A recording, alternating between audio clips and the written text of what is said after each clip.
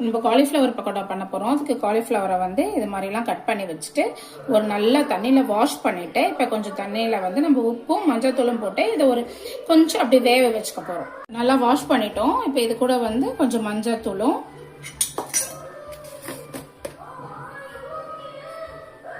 கொஞ்சம் உப்பும் போட்டு ஒரு 10 நிமிஷம் இதை வேக வச்சுக்கலாம்.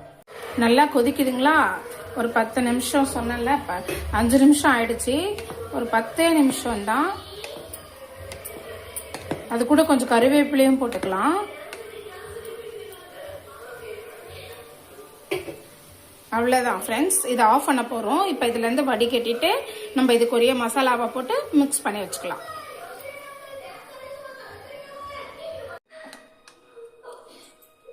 இப்ப நம்ம வேக வச்சது கூட இஞ்சி பூண்டு பேஸ்ட் ஒரு 2 ஸ்பூன் போட்டுக்கலாம். இது கூட 2 ஃப்ளவர் சோள மாவு 3 ஸ்பூன் போட்டிருக்கேன். 2 ஸ்பூன் மைதா மாவு,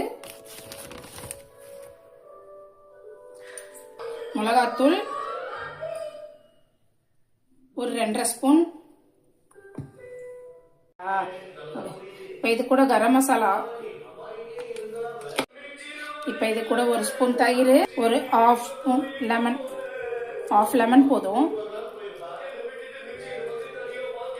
இப்ப இது கூட கொஞ்சம் நம்ம சால்ட்டும் சேர்த்துட்டு நல்லா பிசைஞ்சுக்கலாம்.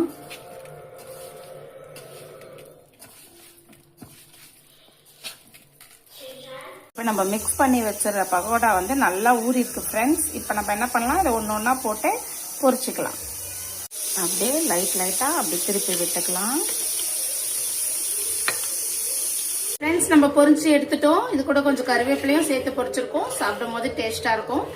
நீங்களும் செஞ்சு சாப்பிடுங்க.